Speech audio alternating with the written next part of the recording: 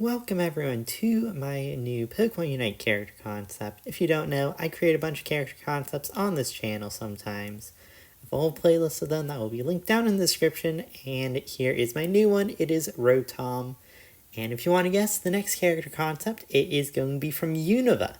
So please take your guess, you can leave that in the comment section. But this one is going to be a pretty packed one. We have a bunch of moves to get. I've created a concept for Rotom to come to Pokemon Unite.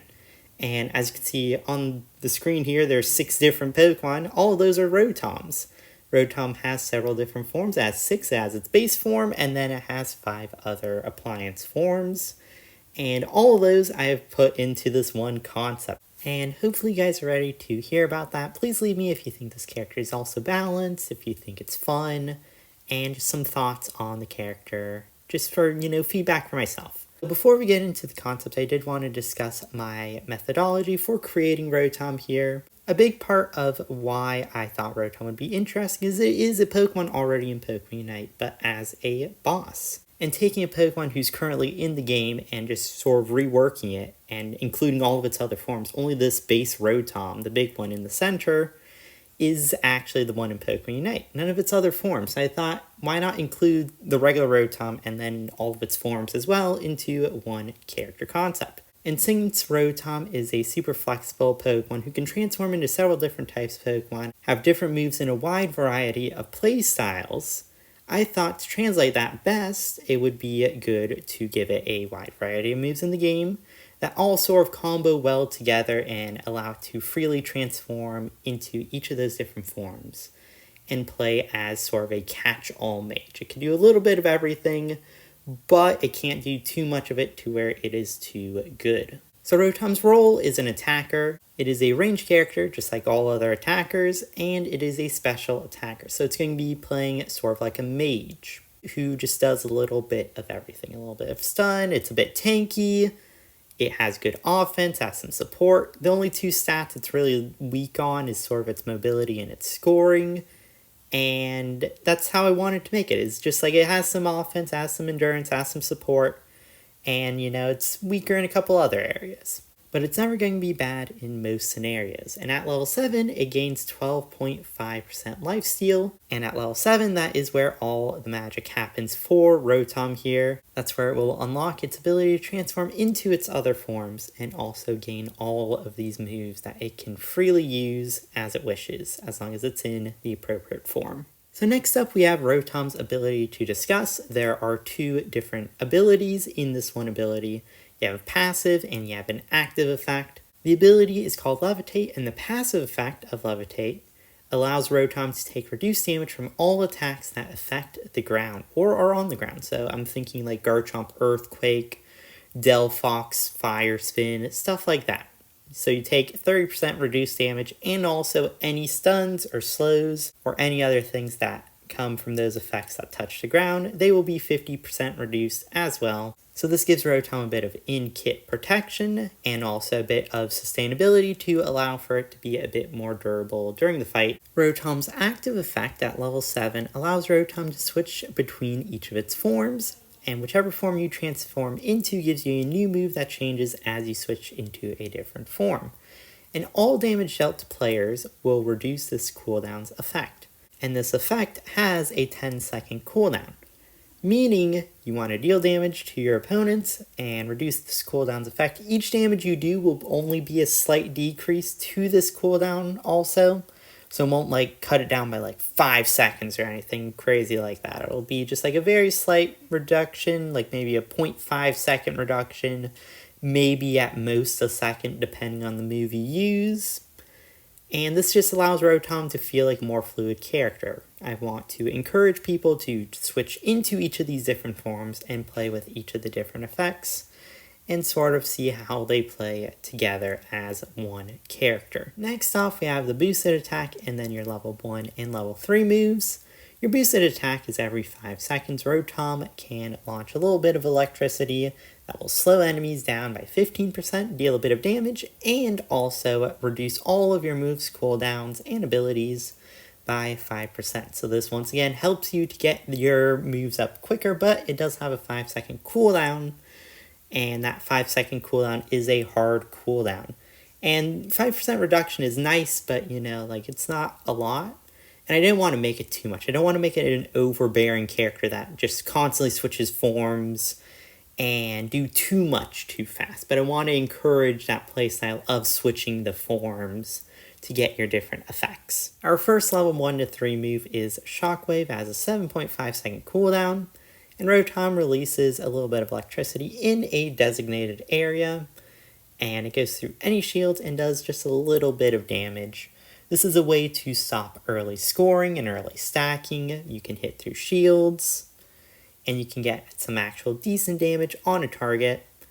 And it does have a 7.5 second cooldown. Rotom does lack a good secure move early on as we get into Nightshade as well. That's not really the best secure move ever. So that will be a point of weakness, is its early game. But in the late game, that will hopefully be fixed a lot more when it gets the ability to transform into its other forms. Nightshade is your other level 1 to 3 move and has a cooldown of 7.5 seconds. Rotom sends 3 shadows that track down any nearby target, and these targets have to be in Rotom's attack range. They each will deal damage to 1 target, and they can only deal damage to 1 target. So all 3 shadows can't hit 1 target. Each shadow has to hit 1 different target, and there can be up to 3 shadows sent at once. So up to 3 different things can be hit with 1 shadow. And it gives it another way to maybe secure an objective or just deal a bit of damage. Like I said, Rotom does have a weak early game, and a lot of these tools really encapsulate a decently weaker early game. Level 5 is when Rotom starts to learn its real moves. First of all, we have Shadow Ball, which has a 6 second cooldown, and Rotom fires 3 Shadow Balls in a straight line where it's facing, and every ball fires 0.5 seconds after the last one. While using this move, Rotom gains a 15% speed boost, and also each enemy hit will have their special defense reduced by 10%, meaning if you hit the first Shadow Ball, the second Shadow Ball, if it hits the same target, will deal more damage, and then the third one will deal even more damage. And this is just a way just for Rotom to get a little speed boost, a little safety of a move, fire some damage from range, and just be able to space out enemies, deal a bit of consistent damage, and play with all of its other moves it will unlock at level 7. At level 11, you get Shadow Ball Plus, and this just allows Rotom to fire an extra Shadow Ball, which does the same thing as the first 3. It just fires 1 more, meaning you get 1 more bit of damage. You have a little bit longer of a speed boost, and the move is active for just a bit more. Next up, we have our other level 5 move, which is Discharge, and this also has a 6 second cooldown. In a cone shape to wherever Rotom is facing, fire some electricity, and if it hits an enemy, they will take damage and be stunned for 1 second. The closer the enemy is to Rotom when it uses Discharge, the more damage they will take. And Discharge Plus, which it gets at level 11, will increase the damage at all ranges that Discharge will do. This is just a way just to stun an enemy, quickly stop them from chasing you, or allow you to chase them, stun them, play around your team. And if ever an enemy gets too close to a shrub, you can stun them. It does a good chunk of damage if they're closer to that shrub, and they get a nice stun, which can allow you to follow up with your team and make a good play on them. These moves allow Rotom to have a little bit of a better mid-game into, like I said, its much stronger late game to where it actually learns a ton of different moves. Now next up, we have Rotom's different forms, which each have different moves. And as a note, if you look under the regular Rotom, which you will be for your first 7 levels, if you pick Shadow Ball at level 5, Discharge is learned at level 7 and upgrades at level 13. If Discharge is picked at level 5, vice versa, and all moves will upgrade at level 13. So that means all of the moves you learn at level 7 will upgrade once again at level 13. And the reason why the Shadow Ball and Discharge note is important here is because whatever you don't pick at level 5, you will learn at level 7 if you are a base form Rotom. So you can still stay as a base form Rotom if you want when you are level 7. You don't have to transform into your other forms. The base form Rotom is a form, it just learns the other move you did not pick at level 5. But whatever you pick at level 7 will be the move that changes as you switch between your different Rotom forms. So if you pick Shadow Ball at level 5, Discharge will change into Air Slash, Overheat, and the other moves which you will see on the next slide as well. If you pick Discharge at level 5, Shadow Ball will do that.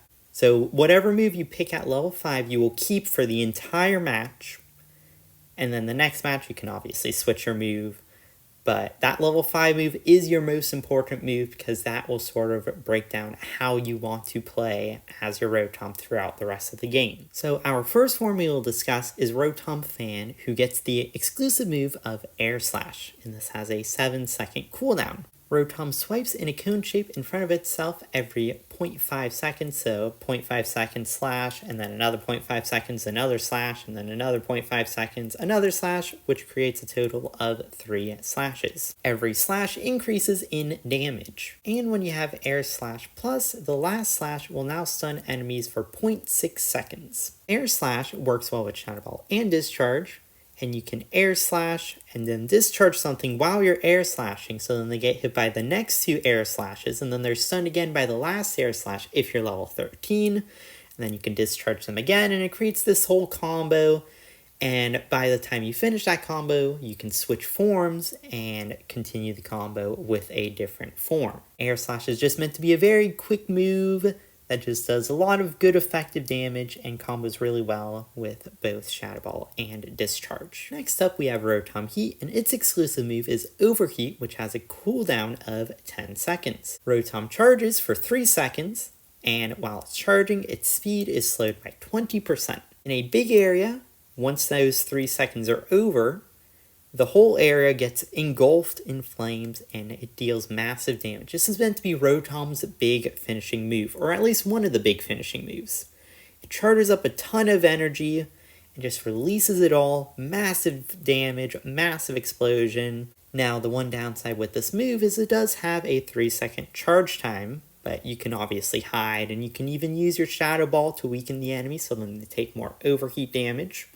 Or you can discharge them to stun them in your area, so then when your overheat explodes, it actually hits something, because that would be sad to, get slowed by 20% and have to wait 3 seconds and not do anything in that time. And Overheat Plus increases your movement speed by 15% while you're charging.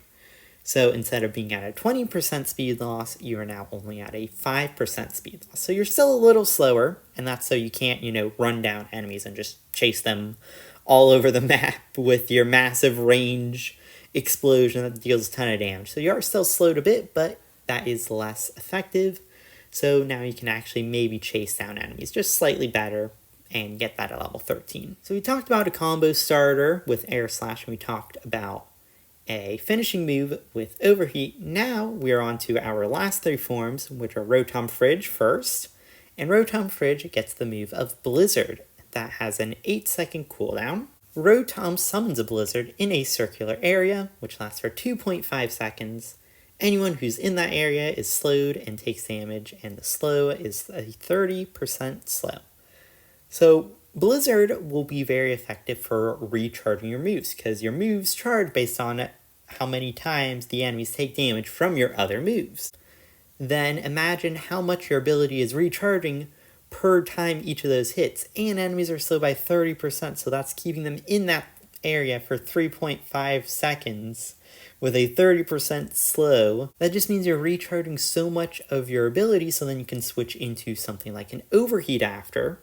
So let's say the combo here could be, I'm going to Blizzard them, and then that slows them down, and then you can discharge them, Shadow Ball them from range to weaken them to cause them to take more damage from Blizzard, or you can stun them in the Blizzard with Discharge, and then you can switch forms into your Overheat, for example, and then just blow up and they're slowed in the area, and they take a ton of damage, and they're stunned, Just win, win, win all around. Or you can Air Slash combo it, and you can Blizzard into Air Slash switch in case they try and run away. You can just slash them as they try and run away, if they aren't slowed enough down by your moves. Next up, we have Rotom Mow, who has Leaf Storm. Leaf Storm is a move that has 2 charges, and each of these charges have a 3-second cooldown per use. Rotom dashes in a straight line, dealing a little bit of damage, and also granting itself a 5% health shield. This is meant to be Rotom's more of either engage tool or escape tool. Now you will only gain the shield if you do damage. So no just escaping to get, a free shield. None of that. That's too good.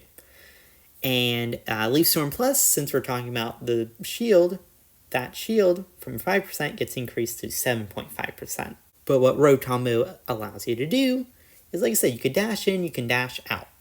So you can, for example, Leaf Storm in, discharge an enemy, keep them stunned, and then dash through them again to reset your move, so then you can Blizzard them in an area, or you can Air Slash chase them down, or you can Overheat, explode, blow them up, do a ton of damage.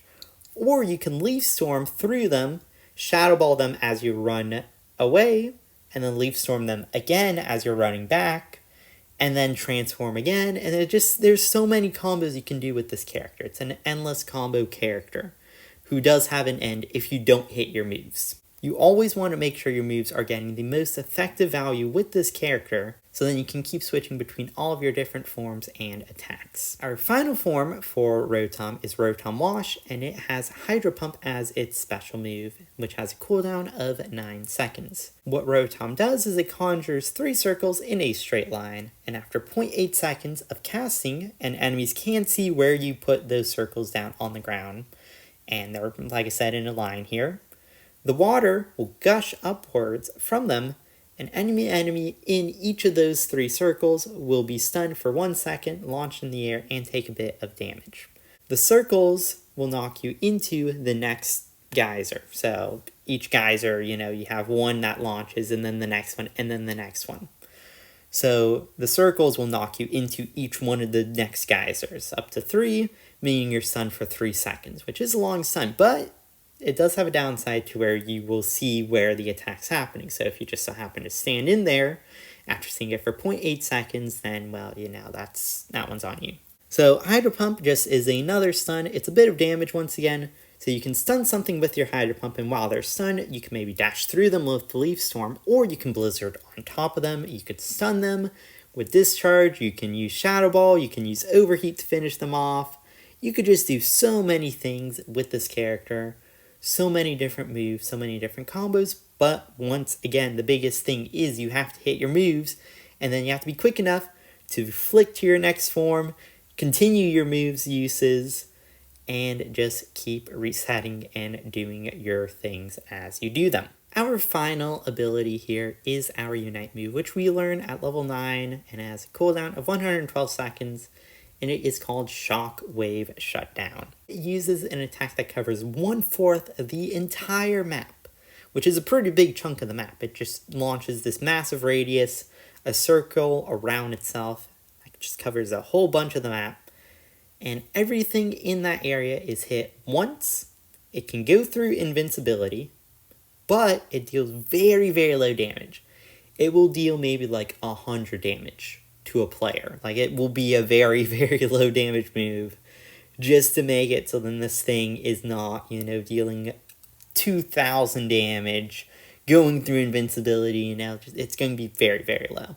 But it will have massive range, and it will hit a bunch of things. Also, this move will not have a great secure potential unless for some reason you're leaving Rayquaza on 100 or less health, then once again, that's on you. But the big reason why this is a pretty effective Unite move is all active effects are removed upon being hit, and if it is an attack, it goes on cooldown. So by an effect that is currently active, let's say you're Focus Band healing, and that gives you 3 seconds worth of healing. Well, guess what? If you're hit by this move, that goes away. No more healing from that. For an attack, let's say you are using Glaceon Ice Shard, I think this applies to. You get like 2 or 3 seconds of using your Ice Shards. So if you're hit and you activate your Ice Shard, only while it's activated. It has to be an activated effect. If it's not activated yet, it does not go on cooldown. But if you activate it, and you start firing it off, your Ice Shards, then guess what? You're hit by the move, no more. Goes on cooldown from that point on. And the biggest part is Unite moves cannot be used when hit. And this lasts for 3 seconds. So if you're trying to steal that Rayquaza and this move hits you from across the map, guess what? You aren't stealing that Rayquaza with your Unite move anymore. If you want to go for a very effective fight with your team and you get hit with this move, it's a little harder to fight because you don't have your Unite moves actively active at this moment because they are shut down by Rotom's Shockwave. And what this allows Rotom to do is it allows it to play a lot more of a support type of playstyle, but also being a bulkier attacker who can switch between its forms and get a bunch of value off of each of its different moves, most of which, like I said, don't do much damage. It's not a high damage character, but it is a long-range mage who can cast a lot of effects. It's going to cast a lot of things, but those a lot of things, most of them won't do too much damage. Like, the biggest ones that will do damage will be, like, Overheat, Air Slash if you hit, the full combo of it. Blizzard if an enemy sits in an area for, 3.5 seconds.